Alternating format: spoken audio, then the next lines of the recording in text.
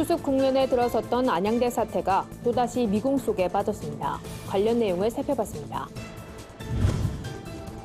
한반도의 평화를 위한 한국교회 역할을 논의하는 자리가 마련됐습니다. 국방개혁에 따라 병역 문화에 많은 변화가 생기면서 군선교 위기론이 제기되고 있습니다. 관련 내용을 취재했습니다. 한국세계선교협의회가 22개 실행위원회를 활성화하고 국내외 활동에 박차를 가하고 있습니다. 한교연과 한장총이 종교인 납세에 관한 설명회를 열었습니다.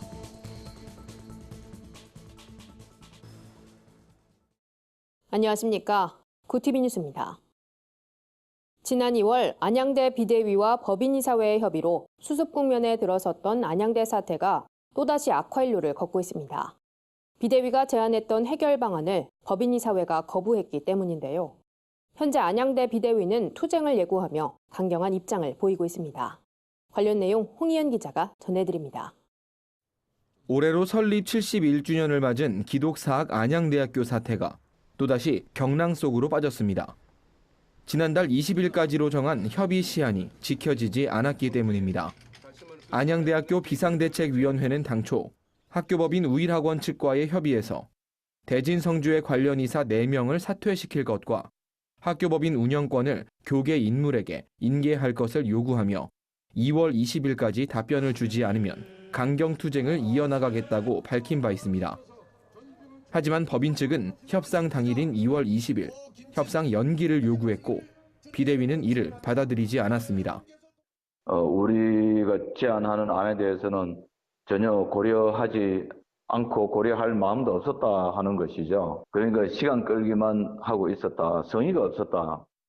결렬 이후 안양대 구성원들은 즉각 투쟁 체제에 돌입했습니다. 먼저 학내에 투쟁본부를 설치하고 학생과 교직원, 동문 등 안양대와 관계된 모든 인물들이 대진성주의 불법 매각 의혹에 적극 대응하겠다는 방침을 세웠습니다. 가능한 채널을 다 동원해서 이런 걸 이제 표명하려고 노력을 해야죠. 학생들도 학교 사태에 적극 대응하고 있습니다. 안양대학교가 불교계 이단과 연루된 만큼 신학대학 학생들을 중심으로 반대 목소리를 내고 있습니다. 새 학기가 시작되면서 일반 대학 학생들도 자발적인 1인 시위를 진행하는 등 적극적인 모습을 보이고 있습니다. 최후의 수단으로서, 최후의 볼로서 저희가 관성에서 파견을 위해서 우일학원을 물리치기 위해서 생각을 하고 있는 계획입니다. 한편 이번 사태의 당사자인 학교법인 우일학원 김광태 이사장은 계속해서 일부 언론과의 인터뷰를 통해 4명 이사진들의 대진성주의 관계성을 몰랐다는 해명을 이어가고 있습니다. 해당 언론은 최근 신학대학 교수진들이 불교에 심취해 있었다는 기사를 작성해 논란을 빚은 바 있습니다. 이에 대해 안양대 교수진들은 성명을 내고 허위 사실에 대해 정정 보도와 사과를 요구했습니다. 구티비 뉴스 홍유연입니다.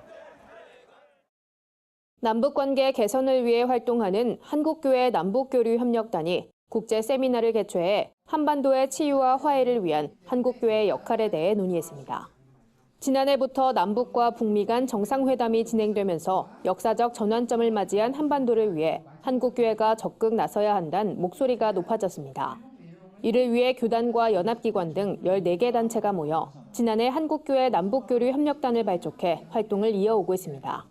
이날 세미나는 본격적인 한반도의 평화와 번영의 시대를 위해선 큰 틀에서의 합의를 넘어 민간의 참여가 반드시 이루어져야 한다는 취지로 열렸습니다. 또 남북이 상호 신뢰를 구축하는 데는 한국교회의 역할이 중요하다고 참가자들은 입을 모았습니다. 분과별로 나눠 토론한 자리에선 한반도 평화와 화해를 방해하는 장애물과 극복 방안, 민간의 참여 확산, 북한과 세계 공동체 협력 방법 등 다양한 방안을 모색했습니다. 한편 남북교류협력단은 오는 4월 DMZ에서 진행되는 인간띠 잊기 참여를 독려하고 있으며 북한 바로 알기 캠페인과 핵무기 확산 금지 조약 운동을 전개하고 있습니다. 군 복무 중인 병사들의 복지 환경 개선을 위해 군대 내 휴대전화 사용을 허용하는 등의 국방개혁 2.0이 지난해 발표됐죠. 이에 따라 병사들의 생활 환경은 개선됐지만 군선교엔 위기가 온 것이 아니냐는 지적이 잇따르고 있습니다. 실제 군선교 사역을 담당하는 기관은 이런 현상을 어떻게 바라보고 있을까요? 오현근 기자가 취재했습니다. 오는 4월이면 군복무 중인 병사들은 일과 후 외출과 휴대전화 사용이 모두 허용됩니다. 이미 일과 후 외출은 지난달부터 시행되고 있어 병사들의 생활에 큰 변화가 생긴 것을 볼 수 있습니다. 이 때문에 실제로 최근 부대 내 교회엔 종교 활동으로 찾는 병사가 줄면서 병영 문화의 변화가 군성교의 위기로 이어지는 것이 아니냐 부정적인 전망이 나오고 있는 겁니다.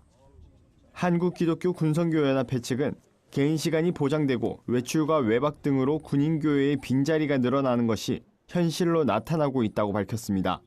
하지만 이런 상황도 기회로 삼고 새로운 사역 전략을 모색하는 것이 현 상황에서 중요하다고 덧붙였습니다. 언젠가는 그렇게 열리지 않겠는가 생각을 했는데 자연히 그런 시간표가 온 것 같다. 군인교회는 군인교회대로 있는 자원들 속에서 어떻게 하면은 우리가 초신자들을 잘 양육해서 좋은 그리스도인으로 만들어 갈 것이냐. 환경 변화에 따른 그것을 또 풀어야 될 숙제라고 생각이 되어집니다. 국방부에 따르면 장병들의 동시 외출은 부대 내 최대 63%까지 가능합니다. 예컨대 최대치만큼 장병들이 외출을 희망한다고 보면 일요일 부대에 남는 인원은 37%에 불과합니다. 과거와 비교할 때 현저히 적은 인원이지만 이마저도 모두 교회에 출석한다고 보긴 어렵습니다. 이런 상황에서 한국교회는 군성교회 전략 수정이 불가피해졌습니다. 이런 정책적인 변화도 어느 정도 안정이 되면 다시 교회로 장병들이 돌아올 것이란 긍정적인 시각이 있지만 지금으로선 최대한 보편화된 인프라를 활용하는 것이 우선이라는 의견이 우세합니다. 오늘 우리들의 이런 사역은 변화되어지는 환경 속에서 우리가 거기에 맞춤형 이제 어떤 전략적인 면이나 또는 전술적인 방법론적인 면이나 또는 아이디어적인 면이나 이런 것을 계속해서 개발하고 또 업그레이드 해석하고 적용하고 앞으로도 휴대전화 사용이 허용되는 것을 비롯해 시대적 흐름에 따라 병영 문화가 지속적으로 개선될 것으로 예측되면서도 군성교에 희망이 남아있는 이유가 있습니다. 우선 무엇보다 우리 교회의 본질적 사명은 그 어떤 우리가 문화적인 문명적인 변화에 따라 가지고 복음 증거는 동일하다고 봐집니다. 복음을 통한 이 땅의 젊은이들을 바른 가치관을 설정하는 좋은 국민, 좋은 신자로 만드는 것이 군성교 사역의 하나의 선교적 비전이라는 것을 특별히 말씀드리고 싶습니다. 구티비 뉴스 오현근입니다. 한국세계선교협의회 KWMA 산하의 실행위원회가 다양한 영역에 걸쳐 본격적인 활동을 시작했습니다. KWMA 실행위는 지난해 열린 한국선교 지도자 포럼에서 구성됐으며 분야는 통일과 난민, 연합훈련, 위기관리 등 22개에 이릅니다. 각 위원회는 교회와 선교단체, 기업 등과 협력해 사역을 추진하고 있습니다.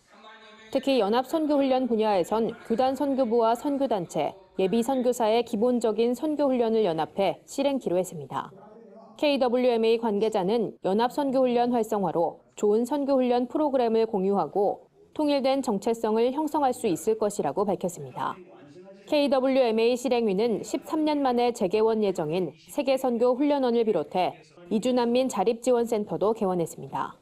이를 통해 연합선교훈련과 이주민, 난민들의 자립을 지원한다는 계획입니다. KWMA 조용중 사무총장은 선교 카테고리를 22개의 영역으로 나눠 다양한 직업군의 사람들이 사역에 동참하게 됐다며 이 같은 KWMA의 변화는 선교 사역을 담당하는 교회와 선교사들에게 큰 도움이 될 것이라고 설명했습니다. 지난해부터 시행된 종교인 과세 정책으로 전국의 목회자들은 종교인 소득 신고를 위해 오는 3월 11일까지 지급명세서를 제출해야 합니다. 이런 가운데 지급명세서 작성을 돕는 설명회가 열려 눈길을 끕니다. 지급명세서는 소득을 얻은 자의 소득액수와 지급 시기 등을 기재하는 것으로 기한 내에 관할 세무서에 제출해야 합니다. 종교인의 경우 제도 초기인 점을 감안해 2년간 의무 제출을 유예했지만 2020년 소득분부터는 의무적으로 제출해야 합니다. 명세서는 근로소득과 기타 소득의 선택, 또 원천징수와 종합소득세 납부의 선택 여부에 따라 작성법이 달라집니다. 때문에 각 교회가 선택한 항목에 맞는 지급 명세서를 작성해야 합니다. 구체적인 작성 요령은 관할 세무서에 문의하거나 국세청 홈페이지에서 확인 가능합니다. 목회 활동비 등 교회에 적용되는 사항들이 궁금할 땐 한국교회법학회 홈페이지에서 알아볼 수 있습니다. 오늘의 해외 주요 뉴스를 윤인경 기자가 전해드립니다. 구TV 월드와이드입니다. 영국 성공회가 일요일 예배 의무 규정을 400년 만에 폐지했습니다. 이에 따라 앞으로 사제들은 자신이 맡은 모든 교회가 아닌 한 곳 이상의 교회에서만 주일 성찬례를 하면 됩니다. 지난달 21일 런던 총회에서 나온 이 같은 결의는 최근 성직자와 성도 수가 줄어들자 사제 한 명이 많게는 10곳이 넘는 교회를 담당하게 되면서 비롯됐는데요.